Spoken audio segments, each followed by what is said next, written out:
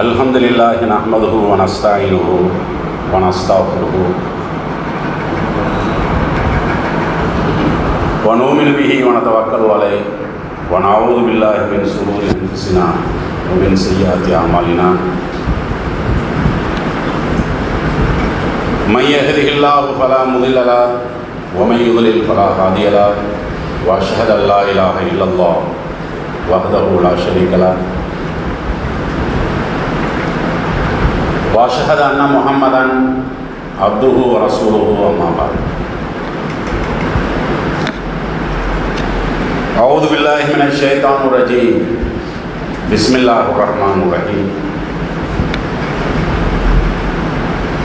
وإذا سألك عبادي عني فإني قريب أجيب دعوة الداعي إذا دعان فليستجيبوا لي வல்யூமினு B லஅல்லஹும் யர்ஷுதூன்.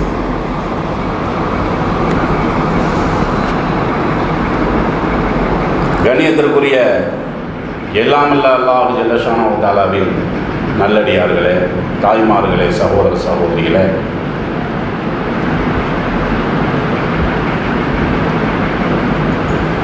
ஜும்மா வணக்கத்தை நபி வழியில் நிறைவேற்றுவதற்காக நாமெல்லாம் இங்கே வருகை தந்திருக்கிறோம். இந்த இனிய நேரத்திலே துவா என்று சொல்லப்படுகிற பிரார்த்தனை தொடர்பான சில அறவுரைகளை நினைவு கூறுவதுதான் இந்த ஜும்மா உரையினுடைய நோக்கமாக இருக்கிறது.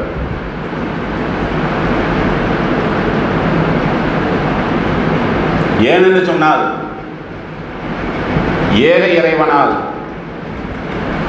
அடியார்களின் மீது சுமத்தப்பட்டிருக்கக்கூடிய பல வணக்க வழிபாடுகளில்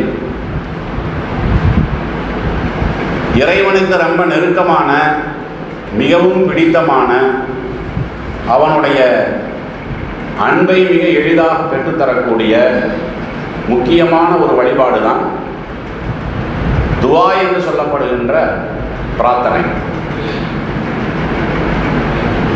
5 நேர தொழுகையை நிறைவேற்றக்கூடிய ஒரு அடியானை பார்த்து இறைவன் மகிழ்ச்சி அடைவதை விட, ரமலான் மாதத்தினுடைய நோன்பை கடைபிடிக்கக்கூடிய ஒரு அடியானை பார்த்து இறைவன் மகிழ்ச்சி அடைவதை விட, இறைவனிடத்திலே கையேந்தி பிரார்த்தனை செய்யக்கூடிய அடியானை பார்த்து அல்லாஹ் ஜல்லஷானஹு வ தஆலா அதிகமாக மகிழ்ச்சி அடைகிறான். மகிழ்ச்சியில கூட பல ரகங்கள் இருக்கும். பார்த்தீங்களா? எல்லா மகிழ்ச்சியும் ஒரே தரத்தில் இருக்காது. சில மகிழ்ச்சியை பார்த்தீங்கன்னா 50% இருக்கும், சில மகிழ்ச்சி 70% இருக்கும், சில மகிழ்ச்சி தான் உச்சகட்டமான நிலையில போய் இருக்கும்.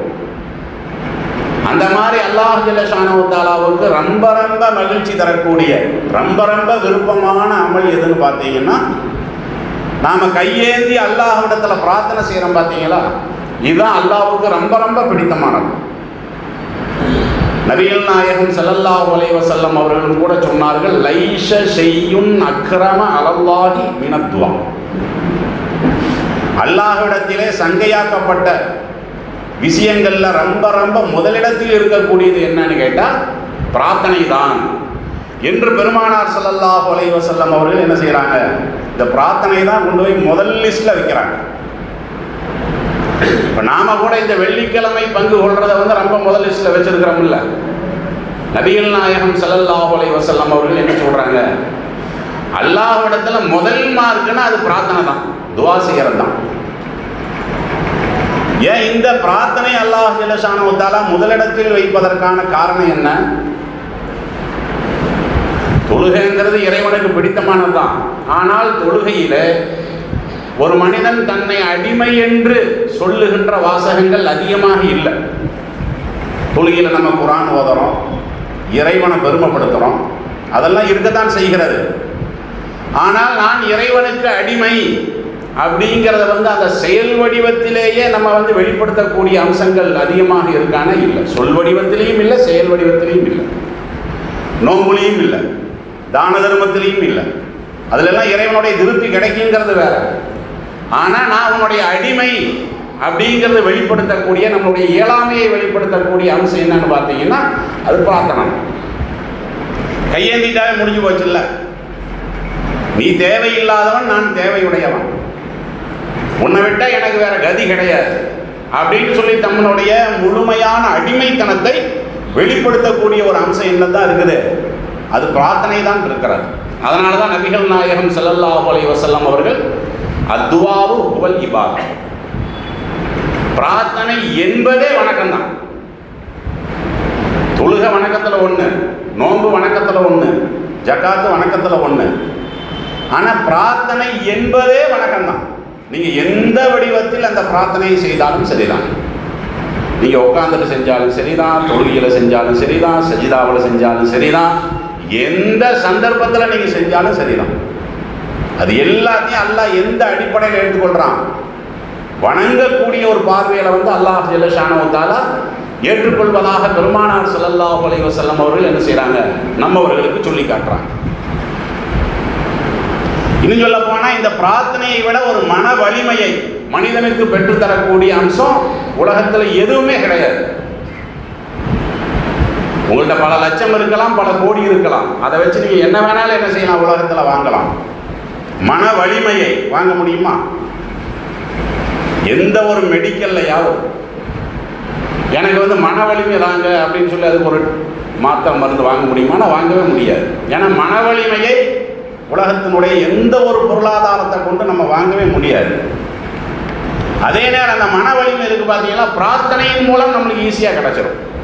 நம்மளுடைய பொறுப்பை அல்லாஹ்விடத்தில் சாட்டிட்டோம்னு சொன்னால் எந்த விதமான அச்சமோ தயக்கமோ விரக்தியோ, ஏன்னா நம்ம ஒப்படைச்சது யார்கிட்ட, நம்மை படைத்த அல்லாஹ்விடத்தில் நம்ம ஒப்படைச்சிருக்கிறோம். அப்படிங்கும் போது இயற்கையாகவே நம்மளுக்கு என்ன வந்துடும், அந்த மன வலிமைங்கிறது ஆட்டோமேட்டிக்காகவே நம்மளுக்கு வந்துடும். பலவீனமெல்லாம் நம்மளுக்கு பெருசாகவே தெரியாது. பெருமானார் ஸல்லல்லாஹு அலைஹி வஸல்லம் அவங்களுடைய வாழ்க்கை வரலாறு கூட நம்ம பார்க்குறோம்ல. இந்த பத்ர் போரெல்லாம் நீங்கள் கேள்விப்பட்டிருப்பீங்கல்ல. சாதாரணமான முறையில் நீங்கள் சிந்திச்சு பார்த்தீங்கன்னா அதெல்லாம் மனசை குன்ற வச்சிடும். அந்த அளவுக்கு பலவீனமான ஒரு காலகட்டம் தான் அது. ஏன்னா எதிரிகளை பார்த்தீங்கன்னா 1000 பேர் இருக்கான். நபிகள் நாயகம் ஸல்லல்லாஹு அலைஹி வஸல்லம் அவர்களோட 300 பேர் தான். எண்ணிக்கையில் பார்த்தீங்கன்னா பெருசு, இங்கே சின்னது. அதே மாதிரி உடல் பலத்தில் பார்த்தீங்கன்னா அவன் ரொம்ப வாலிபர்களாக இருக்கிறாங்க. பத்ர் போரில் கலந்துக்கிட்டாங்க பார்த்தீங்களா அந்த எதிரிகள். இங்கே வாலிபர்களாக இருந்தாங்க. ரசூல் ஸல்லல்லாஹு அலைஹி வஸல்லம் அவர்களோட வாலிபர்கள் எல்லாம் இல்லையில. சொல்லப்போனால் நபிகள் நாயகத்துக்கே பெரிய வயசு தானே, 53 வயசு நம்ம சொல்கிறோம்ல. அப்போ இங்கே பார்த்தீங்கன்னா வாலிபர்களுடைய பட்டாளமே இல்லை, அங்கே வாலிபர்களுடைய பட்டாளம் இருந்தார். அதே நேரம் அவர்களை புஷ்டிப்படுத்துவதற்கு ஹலால் ஹராம் அந்த ஒரு எந்த விதமான வரமுறையும் இல்லைல்ல. என்ன வேணாலும் என்ன செய்வாங்க, அவங்க செய்வாங்க. இங்கே அப்படி இல்லை. இன்னும் சொல்ல போனால் இந்த பத்ர் போற ரமதான் மாதத்தில் தான் நடந்தது. ஏற்கனவே உடல் பலவீனம், நோன்பு வேற. அப்போ எந்த அளவுக்கு அவங்க பலவீனமாக இருப்பாங்க. இதெல்லாம் நீங்கள் யோசிச்சு பார்த்தீங்கன்னா இத்தனைக்கு ஆயுதம் ரொம்ப ரொம்ப குறைவு தான். ஆயுதமே ரொம்ப கம்மி தானே. இப்போ இந்த நிலையை நீங்கள் யோசிச்சு பார்த்தீங்கன்னா அப்படி குன்றி போய் உட்காந்துட வேண்டியதான். நம்ம போனால் நம்ம ஜெயிப்போமா, நம்மளுக்கு வெற்றி கிடைக்குமா அப்படின்னு கூட என்ன செய்ய முடியாது, யோசிக்க முடியாது. நபிகள் நாயகம் ஸல்லல்லாஹு அலைஹி வஸல்லம் அவர்கள் இதையெல்லாம் என்ன செய்கிறாங்க, யோசிச்சு பார்த்து இந்த மன வலிமையை முதல்ல வாங்குறாங்க. யார்கிட்ட? முதல்ல சஜிதாவில் விழுந்து பெருமானார் ஸல்லல்லாஹு அலைஹி வஸல்லம் அவர்கள் என்ன செய்கிறாங்க, அல்லாஹ்விடத்தில் பிரார்த்தனை பண்ணுறாங்க. அல்லாஹும்ம அன்ஜிஸிலி மா வஅத்தனி, இறைவா நீ எனக்கு எதை வாக்களித்தாயோ அதை நீ என்ன செய்ய, எனக்கு நிறைவேற்றுவாயாக. அல்லாஹும்ம ஆத்திமா வஅத்தனி, எனக்கு எதை வாக்களித்தாயோ அதை நீ கொடுப்பாயாக. அல்லாஹும்ம இன் துஹ்லி ஹாதிஹில் இஸாபா, ரசூல் ஸல்லல்லாஹு அலைஹி வஸல்லம் அவர்கள் செய்த பிரார்த்தனை. இந்த சிறிய கூட்டத்தை மின் அஹ்லில் இஸ்லாம், நான் உருவாக்கி வைத்திருக்கக்கூடிய கூட்டம் அதுக்கு பார்த்தீங்கன்னா ரொம்ப அற்பமான கூட்டம். இந்த கூட்டம் அழிஞ்சு போச்சுன்னா இனிமேல் இஸ்லாமே இருக்காது. ஏன்னா பொறுக்கி எடுத்த 300 பேர் தான் இருக்காங்க, 300 பேர் தான் இருக்காங்க. இந்த சிறிய கூட்டத்தை நீ அழித்து விட்டால் லன் தொழபதக அபதா, உலகில் உன்னை வணங்குவதற்கு வேறு யாருமே இப்ப கிடையாது. அவங்க யோசிச்சு பார்க்குறாங்க. அப்படி நம்ம தான் முஸ்லீம், 300 பேர் தான் முஸ்லீம். இந்த பதில் போரில் வந்து இவங்க மூத்தா போயிட்டாங்கன்னா ஒன்றை யார் வணங்குறது? அப்போ நீ எங்களுக்கு வெற்றியை தருவாயாக என்று பெருமானார் ஸல்லல்லாஹு அலைஹி வஸல்லம் அவர்கள் பிரார்த்தனை பண்ணாங்க. பார்த்தீங்களா? அதில் ஏற்பட்ட அந்த மன வலிமை பதில் களத்தில் மகத்தான வெற்றி அடைஞ்சாங்களா இல்லையா? எந்த சஹாபாக்களாவது சோர்ந்து போனார்களா? சோர்ந்து போகல. காரணம் என்ன? அவங்களுக்கு டானிக்காக செயல்பட்டது என்னன்னு பார்த்தீங்கன்னா இந்த துவாரம், இந்த பிரார்த்தனை. அல்லாஹ்விடத்தில் பொறுப்பை சாட்டினாங்க. பார்த்தீங்களா? நீங்கள் இந்த அல்லாஹ்வின் மீது நம்பிக்கை வைத்து அல்லாஹ்விடத்திலே அடிக்கடி பிரார்த்தனை செய்யக்கூடிய மக்கள்கிட்ட நீங்கள் விரட்டியவோ புலம்பலையோ கதறலையோ பார்க்கவே இல்லை. இன்னைக்கு கூட உலகத்தில் சான்று இருக்கிறத இந்த பாலஸ்தீன் மக்களை நம்ம பார்க்கத்தானே செய்கிறோம். எத்தனை வருட காலம் அவர்கள் துன்பங்களை அனுபவித்திருக்கிறார்கள். எவ்வளவு இழப்பு.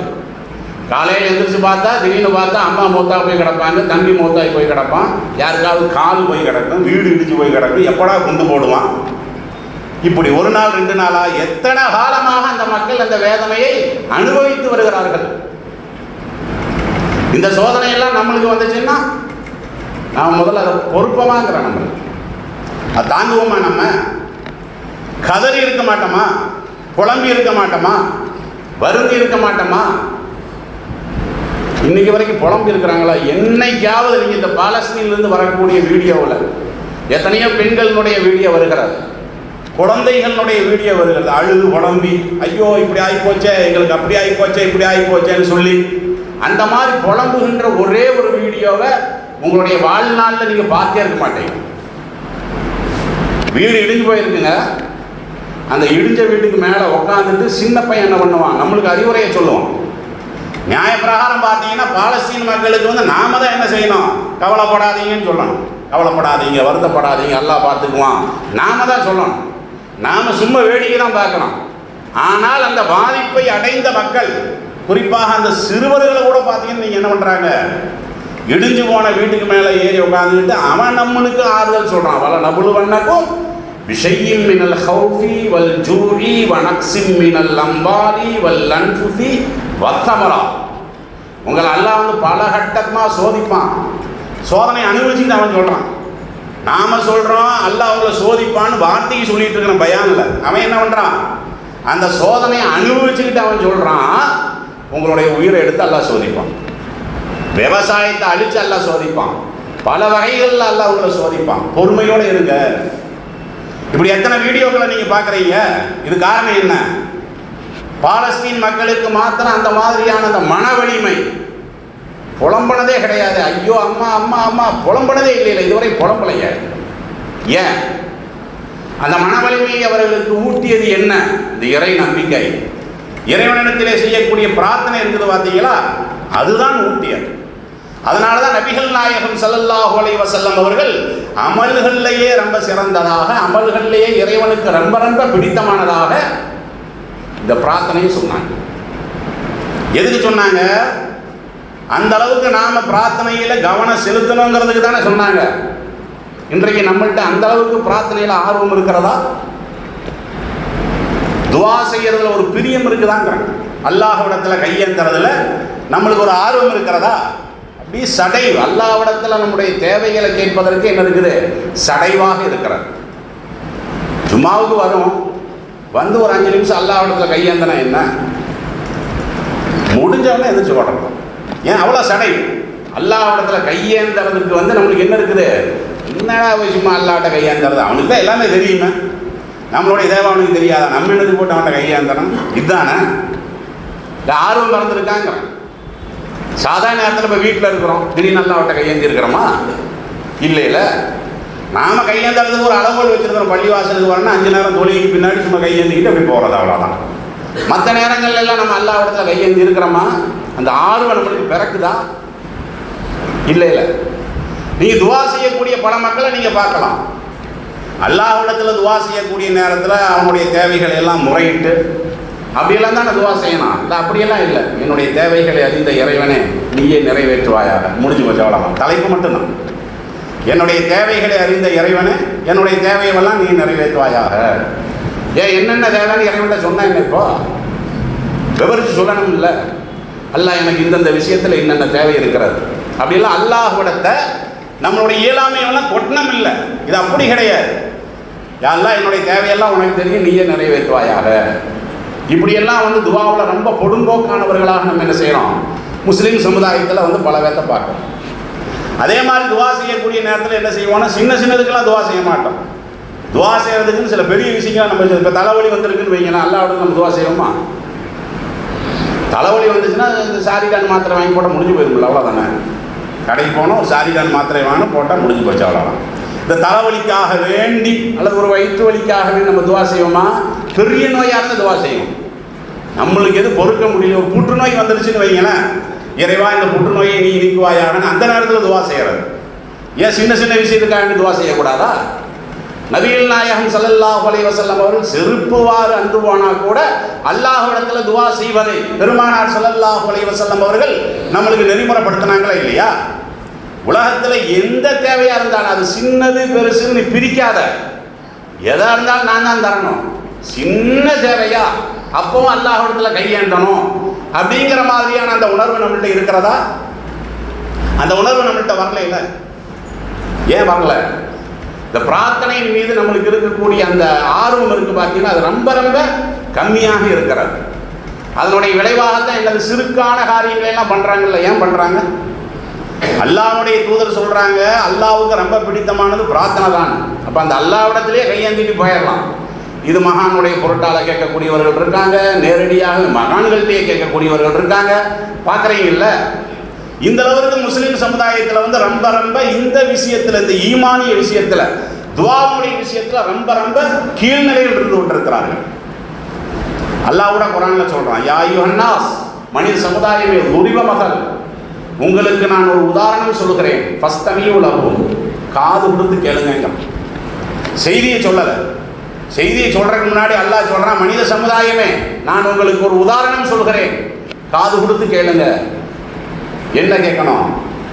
இன்னல்லதீன ததுவுன மின் தூனில்லாஹி லா யஹ்லுகு துபாவன் வலவிஸ்தமோ, நீங்கள் யாரையெல்லாம் அழைத்து பிரார்த்தனை செய்கிறீர்களோ அவர்கள் அனைவரும் ஒன்று சேர்ந்தாலும் ஒரு ஈயை கூட படைக்கவே முடியாது. நீ யார்கிட்ட போய் கையேந்திர? கையேந்த வேண்டிய அவசியம் உனக்கு என்ன இருக்குங்கிற? உனக்கு என்ன கஷ்டமா இருந்தாலும் என்கிட்ட வா, என்கிட்ட முறை, நான் கேட்கறதுக்கு ரெடியா இருக்கிறேன். அப்படியே ரசூல் ஸல்லல்லாஹு அலைஹி வஸல்லம் அவர்களே சொல்லத்தானே செஞ்சாங்க, மல்லம் யஸ்அலில்லாஹ யக்லபு அலைஹி, அல்லாஹ்விடத்திலே தன்னுடைய தேவையை கேட்காமல் செல்லக்கூடியவன் மேல அல்லாஹ் கோபப்படுகிறான். இவன் தேவை ஏன்டா என்கிட்ட கேட்காம இருக்கான்? உடம்பு பாதிப்பு இருக்குது, அதை பற்றி கேட்கல. பொருளாதார தேவை இருக்குது, அதை பற்றி கேட்கல. வாழ்க்கையில் நிம்மதி தேவை இருக்குது, அதை பற்றி கேட்கல. அப்படின்னு சொல்லி கேட்காதவன் மீது அல்லாஹ் கோபம் கொள்வதாக பெருமானார் ஸல்லல்லாஹு அலைஹி வஸல்லம் அவர்கள் சொன்னாங்களா இல்லையா?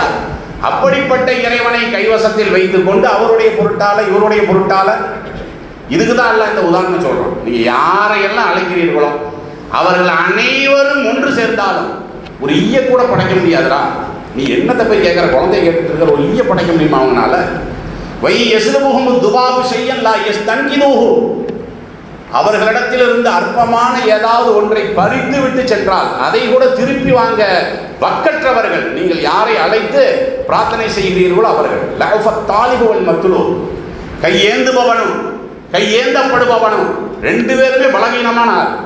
நீ யார்கிட்ட போய் கையேந்தரையோ அவன் செத்து போய் கிடக்கிறான். நீயும் பலவீனமானவன். நீ போய் இவனுடைய பொருட்டாளன்னு ஒரு ஆளை கூப்பிடுறைய, அந்த ஆள் மௌத்தா போய் கிடக்கிறார். அல்லது நேரடியாகவே போய் கூப்பிடுறைய, மௌத்தா போய் கிடக்கிறார். உன்னை விட பலவீனமானவன். அப்ப அவங்கள்ட்ட எல்லாம் போய் கேட்கறைய, என்ன விட்டுட்ட அப்படின்னு சொல்லி அல்லாஹ் ஜல்ல ஷானஹு தஆலா தன்னுடைய திருமறை குர்ஆனிலே சொல்றான். பாத்தீங்களா?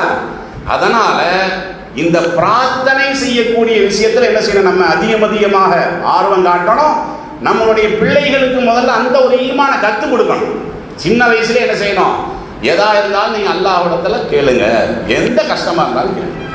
பரீட்சையில் பாஸ் ஆகணுமா, நல்லா படி அப்படிங்கிறதுக்கு முன்னாடி முதல்ல பிரார்த்தனை பண்ணணும்னு சொல்லி கொடுக்க வேண்டியதானே? நீ பரீட்சையில் நல்லா முன்னேறணும்ல, நல்லா படி அப்படிங்கிறதுக்கு முன்னாடி அல்லாஹ் நான்னா தான் நம்ம வெற்றி அடைய முடியும். முதல்ல அல்லாஹ்விட்ட நீ என்ன செய்யி? அல்லாஹ்விட்ட நீ துஆ செய்யி அப்படின்னு சொல்லி நம்முடைய பிள்ளைகளுக்கு நாம இது மாதிரியான பிரார்த்தனைகள் எல்லாம் கற்றுக் கொடுத்துருக்கிறோமா? இந்த அவசியத்தை வலியுறுத்தி இருக்கிறோமா? இதானே ஈமான். நீங்க உங்களுடைய பிள்ளைகளுக்கு ஈமானிய உரத்தை ஊட்டவில்லை என்று சொன்னால் வேற எவன் வந்து உங்களுக்கு ஊட்டி கொடுப்பான்? உங்க பிள்ளைகளுக்கு காலேஜில் சொல்லியே கொடுப்பான் ஈமான்னா என்னங்கிறத, கல்லூரிகளிலேயே சொல்லி கொடுப்பான், ஸ்கூல்ல சொல்லி கொடுப்பான் ஈமான்னா என்னங்கிறத, இறை நம்பிக்கைனா என்னங்கிறது. என் பிள்ளைங்க நான் தானே சொல்லணும். எந்த ஒன்றா இருந்தாலும் கவலைப்படாத, ஒரு பொருள் காணா போச்சா கவலைப்படாத, எல்லாத்துக்கும் அல்லாஹ் இருக்கிறான் அப்படிங்கிற அந்த உரம் இருக்கு. பார்த்தீங்கன்னா ரசூல் ஸல்லல்லாஹு அலைஹி வஸல்லம் அவர்கள் சின்னவர்களுக்கு என்ன செஞ்சாங்கன்னா அதை கற்றுக் கொடுத்தாங்க. யா குலாம், ஒரு சின்ன பையனை கூப்பிடுறாங்க. ரசூல் ஸல்லல்லாஹு அலைஹி வஸல்லம் அவங்க சொல்றாங்க, அல்லிமுக கலிமா, சில வார்த்தைகளை நான் கற்றுத் தருகிறேன். யஃபலில்லாஹ் யஃபலுக, அதை நீ கவனமா நீ என்ன செய்ய, மனசுல வச்சுக்க. யஃபலில்லாஹ் யஃபலுக யஃபலில்லாஹ் தஜிது துஜாஹக, அதை நீ கவனமாக வைத்தால் அல்லாஹ் உங்களுடையே இருப்பான், உன்னை படைச்சவன் உங்களுடையே இருப்பான் என்று பெருமானார் ஸல்லல்லாஹு அலைஹி வஸல்லம் அவர்கள் சொல்லிவிட்டு என்ன செய்றாங்க, இதா சஅல்த ஃபஸ்அலில்லாஹ், நீ எதை கேட்டாலும் கேளு, முதல்ல அந்த அல்லாஹ்ட்ட கேளு. அப்பன்டையெல்லாம் ரெண்டாவது கேளு, பாத்தியாட்ட ரெண்டாவது கேளு, அதிகாரிட்ட ரெண்டாவது கேளு. முதல்ல யார்கிட்ட கேட்கணும்? தேவை வந்துருச்சா என்ன படைச்சவன் இருக்கான்ல அவனை விட்டு போட்டு நான் எதுக்கு அடுத்தவன்ட்ட போனோம்? இறைவான் கையேந்தியணும். இதை பெருமானார் ஸல்லல்லாஹு அலைஹி வஸல்லம் அவர் சொல்லி கொடுத்தாங்களா இல்லையா? யாருக்கு சொல்லி கொடுத்தாங்க? 70 வயசு கிழவனுக்கு இல்லை, 40 வயசுல உள்ள ஆளுக்கு இல்லை, 7 வயசுல உள்ள ஆளுக்கு சொன்னாங்க. நீ எதா இருந்தாலும் அல்லாஹ்விடத்துல கேளு. அதே மாதிரி வைதஸ்தான்த ஃபஸ்தைன் பில்லாஹ், எந்த உதவியா இருந்தாலும் சரி நீ அல்லாஹ்விட்ட கேளு. மன வலிமையை ஊட்டினாங்களா இல்லையா? அந்த நேரத்தில் தான் சொல்றாங்க, வாழம் மன்னல் உம்பந்த லவிஜ்தமாதா என்ஃபாவுக்க விஷயம் லம் என்ஃபாவுக்க, இந்த உலகமே ஒன்று சேர்ந்தாலும் சரி அல்லாஹ் உனக்கு ஒன்றை கொடுக்க நாடினால் அதை எவனுக்கு தடுக்கவே இயலாது. அல்லாஹ் உனக்கு ஒரு விஷயத்தை தடுக்க நாடினால் அதை எவனாலையும் கொடுக்கவே முடியாது. இந்த மனதைரியத்தை வளர்த்திக்க. யாருக்கு சொன்னாங்க? குழந்தைகளுக்கு சொன்னாங்க. இந்த ஈமானிய உணர்வை நாம் நம்மளுடைய பிள்ளைகளுக்கு ஊட்டி இருக்கிறோமா? இந்த இறைவன் என்றால் யார் என்ற அந்த அச்சத்தை ஊட்டி இருக்கிறோமா? காலகாலமா நம்முடைய சமுதாயத்தை இன்னும் ஈமானிய பலவீனத்திலேயே தான் நம்ம போய்கிட்டு இருக்கிறோம். அப்புறம் எப்படி நாளைக்கு வந்து அவனுடைய ஈமான் வந்து சரிப்பட்ட ஈமானாக எப்படி இருக்கும்? அவன் அவனுடைய சந்ததியை எப்படி வளர்ப்பான்? நீ தொழுகாதனால உன் புள்ள தொழுகல, நீ ஒழுக்கம் கெட்ட காரியத்தை பண்றனால தான் அவனும் பண்ணிட்டு இருக்கிறான். நீ சரியா நடந்து வா, நீ ஈமானிய உணர்வோட இருந்து வா. உன் மகனுக்கு முன்னாடி அப்படி நீ வந்து நடந்து வா, உன் பிள்ளைக்கு முன்னாடி நடந்து வா. நீ ஒழுக்கமானவனா இருந்தா உன் பிள்ளைங்க கெட்டு போறாங்க. தகப்பனுக்கு கடமை இல்லையா இது? நீ மொபைல் வாங்கி கொடுக்கறதா கடமையா? ஸ்கூல்ல சேர்க்கறதா கடமையா? காலேஜில் போய் பீஸை கட்டுறதா கடமையா? இந்த நல்லொழுக்கத்தை கற்றுக் கொடுக்கறது, ஈமானியத்தை கற்றுக் கொடுக்கறது, அந்த ஈமானுடைய அம்சமாக இருக்கக்கூடிய பிரார்த்தனையை கற்றுக் கொடுப்பது, இதெல்லாம் நபிகள் நாயகம் ஸல்லல்லாஹு அலைஹி வஸல்லம் அவர்கள் கற்றுக் கொடுத்தாங்களா இல்லையா? அதனால நம்ம என்ன விளைவிக்கணும்? முதல்ல இறைவனுக்கு ரொம்ப ரொம்ப பிடித்தமானது இதுதான், பிரார்த்தனை தாங்கிறத நம்ம புரிந்து கொள்ளணும். இந்த பிரார்த்தனையை பற்றி நிறைய செய்திகள் சொல்ல வேண்டியது இருக்கிறார். ஆனால் குறிப்பிட்ட சில விஷயங்களை நம்ம விளக்க வேண்டியது இருக்கிறார். பொதுவாக நம்ம பிரார்த்தனை பண்ணும்போது மக்களை நம்ம எப்படி பார்ப்போம்? சில பேர் என்ன செய்வாங்க, இப்படி பிரார்த்தனை பண்ணுவாங்க, இந்த இப்படி கை வச்சு பிரார்த்தனை செய்வாங்க. சில பேர் இப்படியே பண்ணிட்டு இருப்பாங்க. பார்த்தீங்கன்னா இப்படி தான் துவா செய்கிறாங்க. சில பேர் இப்படி பண்ணுவாங்க, சில பேர் இப்படி பண்ணுவாங்க, சில பேர் இப்படி பண்ணுவாங்க. எப்படி பண்ணணும்? பிரார்த்தனை இஸ்லாம் வலியுறுத்தி இருக்கிறது, அதற்கான வழிமுறை இருக்கதானே செய்யுது. நபிகள் நாயகம் ஸல்லல்லாஹு அலைஹி வஸல்லம் அவர்களை பொறுத்த வரைக்கும் இந்த பிரார்த்தனையை சொல்லக்கூடிய நேரத்தில் சலுல்லாக அல்லாஹ்விடத்தில் நீங்கள் என்ன செய்ய, நீங்கள் பிரார்த்தனை பண்ணுங்க. யுபுத்தூன கஃபிக்கும் வலா தஸ்அலூன பில்ஹூரிஹா, கைகளை சேர்த்துக்கிட்டு பிரார்த்தனை பண்ணுங்க. அல்லாஹ்விட்ட துவா செய்யக்கூடிய நேரத்தில் இப்படி வைக்கணும், இப்படி வைக்கணும், இதுக்கு மேலே தூக்கக்கூடாது. இந்த மணிக்கு பையனா என்னது, இது தோல் புஜம், இப்படி கை வச்சு என்ன செய்யணும்? நீ பிச்சைக்காரங்கிறது முதல்ல ஒத்துக்க, வை, இப்படி வை. ஒரு மனுஷன் போய் எவ்வளோ கீழே போற, வை, இப்படி வை. இப்படிதான் நம்ம எடுப்போம், ஓடு வாங்கவும் இல்லை. இந்த மாதிரி பிரார்த்தனை பண்ணணும். அப்ப நபிகள் நாயகம் ஸல்லல்லாஹு அலைஹி வஸல்லம் அவர்கள் என்ன செய்யறாங்க? இப்படி செய்யக்கூடாதானா இப்படி செஞ்சிருக்கிறாங்க. எப்ப செஞ்சிருக்கிறாங்கன்னா இந்த மழை நேர தொழுகையெல்லாம் இருக்குல்ல, பஞ்சம் பட்டினி அந்த மாதிரியான சந்தர்ப்பத்தில் இப்படி துவா செய்யணும். மற்ற நேரங்கள் நீங்கள் சாதா மாதிரி நேரத்துல எல்லாம் என்ன செய்யணும்? இப்படி கைகளை இணைத்து கொண்டு இப்படி வைக்கக்கூடாது. ரசூல் ஸல்லல்லாஹு அலைஹி வஸல்லம் இது வந்து தர பார்த்துருக்கணும், இந்த பகுதி தர பார்த்துருக்கணும், இந்த பகுதி தான் வானம் பார்த்துருக்கணும், சேர்த்தி இருக்கணும், இதுக்கு மேலே இருக்கக்கூடாது. இப்படியெல்லாம் நபிகள் நாயகம் ஸல்லல்லாஹு அலைஹி வஸல்லம் அவர்கள் நம்மவர்களுக்கு என்ன செஞ்சிருக்கிறாங்க? வழிமுறைகளை சொல்லி கொடுத்துருக்கிறாங்க. இந்த பிரார்த்தனை தொடர்பாக நீங்கள் ஹதீஸ்களை புரட்டி பார்த்தாலும் சரி, நபிகள் நாயகம் ஸல்லல்லாஹு அலைஹி வஸல்லம் அவர்களுடைய வழிமுறைகளை புரட்டி பார்த்தாலும் சரி, நிறைய செய்திகள் என்ன செய்யும். நம்மளுக்கு ஒரு சந்தேகம் கூட இருக்கு. இப்போ அல்லாஹ் வந்து பிரார்த்தனை பண்ண சொல்கிறான், பண்ணி பார்க்குறோம். எவ்வளோ நிறைவேறி இருக்குது? டெய்லி அல்லாஹ்விட்ட கேட்குறோம்ல, ஏதாவது நிறைவேறி இருக்குதா? 100 கேட்டிருப்போம், ஒன்று நிறைவேறி இருக்கு. இப்படியான சந்தேகங்கள் எல்லாம் நம்மளுக்கு என்ன இருக்கும்? வரத்தான் செய்யும். ஆனால் அதுக்கு காரணம் என்னன்னு கேட்டால், நாம் எதை கேட்குறோமோ அதை அல்லாஹ் கொடுத்தா போதும் அப்படிங்கிறதான் மனிதனுடைய தன்மை. ஆனால் நபிகள் நாயகம் ஸல்லல்லாஹு அலைஹி வஸல்லம் அவர்கள் என்ன பண்ணுறாங்க? பிரார்த்தனைக்கு சொல்லக்கூடிய அளவுகள் என்னன்னு கேட்டால், நீங்கள் அல்லாஹ்விடத்தில் கேட்கக்கூடியது அல்லாஹ் 3 வகையில் தருவோம். ஒன்று என்ன? நீங்கள் கேட்டதையே கொடுத்துருவோம். இது ரசூலுல்லாஹ் சொல்கிறாங்க. நீங்கள் கேட்டதையே கொடுக்கறது ஒரு வகை. ஐயோ அஜ்ஜில லஹு தாவா வ இம்மா ஐயோ தஹ்ர லஹு ஃபில் ஆஹிரா. அல்லது நீங்கள் கேட்டதை விட சிறந்ததை மறுமையில் கொடுத்துருவான். அல்லது நீங்கள் ஒன்று கேட்குறீங்க, அல்லாஹ் என்ன பண்ணுவான்னா உங்களுக்கு வரக்கூடிய ஒரு ஆபத்தை தடுத்துருவான். உதாரணமாக நீங்கள் வந்து 5 லட்ச ரூபா அல்லாட்ட கேட்குறீங்கன்னு வைங்க, 5 லட்ச ரூபா அல்லாஹ் கொடுக்க மாட்டான். உங்களுக்கு வரக்கூடிய புற்றுநோயை தடுத்துருவான். ஏன்? அந்த புற்றுநோய் வந்துருச்சுன்னா நீ 15 லட்சம் 20 லட்சம் நீ செலவு பண்ணணும். நாம் யோசிச்சுட்டு இருக்கிறோம், ஏன் அல்லாட்ட நம்ம 5 லட்சம் கேட்குறோம், ஏன் கொடுக்கல. ஆனால் அல்லாஹ் என்ன பண்ணுவான்? அதை விட சிறந்ததை கொடுப்பான் என்றெல்லாம் நபிகள் நாயகம் ஸல்லல்லாஹு அலைஹி வஸல்லம் அவர்கள் பலவிதமான இலக்கணங்களை இந்த பிரார்த்தனைகளுக்கு சொல்லியிருக்கக்கூடிய காரணத்தினால் நாம் அல்லாஹ்விடத்திலே அமல்களை செய்கிற பொழுது அந்த அமல்களின் முதன்மையாக விளங்குகிற இந்த பிரார்த்தனையில் அதிகமாக ஈடுபட்டு அதன் மூலம் இறைவனுடைய அன்பை பெறக்கூடிய நன்மக்களாக மாற முயற்சிப்போமாக என்ற அறிவுரையோடு முதல் உரையை நிறைவு.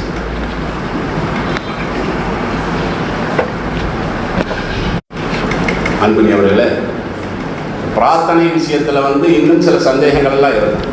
அல்லாஹ்விடத்தில் நம்ம கேட்டுக்கிட்டே இருக்கிறோம். ஆனால் வாழ்க்கையில் பல சோதனைகள் இருக்குது. பார்த்தீங்கன்னா அது நீளவே செய்யாது, நம்மளுக்கு அது நீங்கவே செய்யாது. தொடர்ந்து வியாபாரத்தில் பார்த்தீங்கன்னா நஷ்டமாக இருக்கும். ஒரு வாரம் கழித்து பார்த்தீங்கன்னா பொண்டாட்டிக்கு ஏதாவது நோயாக இருக்கும், மகன் போய் எங்கேயாவது கீழே விழுந்துட்டு வந்திருப்பான். இப்படி சங்கிலி தொடராக என்ன இருக்கும்? பல முசீபத்துகள் வாழ்க்கையில் வந்துக்கிட்டு இருக்கும். ஆனால் ஒரு புறத்தில் நம்ம துவாவும் செய்வோம், தஹஜ்ஜத்தில் இருந்துச்சு துவாவும் செய்வோம், ஒவ்வொரு தொழிலுக்கு பின்னாடி துவாவும் செய்வோம், இது நடக்கவும் செய்யாது. இப்படியெல்லாம் இருக்குதே அப்படிங்கிறனால தான் நம்மளுக்கு வந்து அந்த விரக்தி ஏற்படுகிறது பிரார்த்தனையின் மேலே. ஆனால் நபிகள் நாயகம் ஸல்லல்லாஹு அலைஹி வஸல்லம் அவர்கள் என்ன பண்ணுறாங்க? பிரார்த்தனை அங்கீகரிக்கப்படாமல் இருப்பதற்கு சில விஷயங்களை சொல்கிறாங்க. இது இருந்தால் அவனுடைய துவா என்ன செய்யப்படாது? ஏற்கப்படாது. அது இருந்தால் ஏற்கப்படாதுன்னு சொன்னாங்கல்ல, அந்த பட்டியல் என்னங்கிறதை நம்ம என்ன செய்யணும்? முயற்சி பண்ணி தேடி பார்க்கணும். அந்த அளவுக்கு ரசூல் ஸல்லல்லாஹு அலைஹி வஸல்லம் அவர்கள் பட்டியலை சொல்லக்கூடிய நேரத்தில், உங்களால் ஒருவன் பாதிக்கப்பட்டிருக்கிறான், உங்களுக்கு எதிராக அவன் பிரார்த்தனை பண்ணான்னா அந்த சாபத்தை நீங்கள் அனுபவிக்க தான் செய்வீங்க. ஒருவனுடைய பொருளாதாரத்தை நான் திருடிட்டேன், அவன் என்ன பண்ணுறான்? எனக்கு எதிராக அல்லாஹ்விட்ட சாபம் போடுறான். யாரெல்லாம் இவனுக்கு ஒரு நோய் பிடிக்கிட்டோங்கிறான்.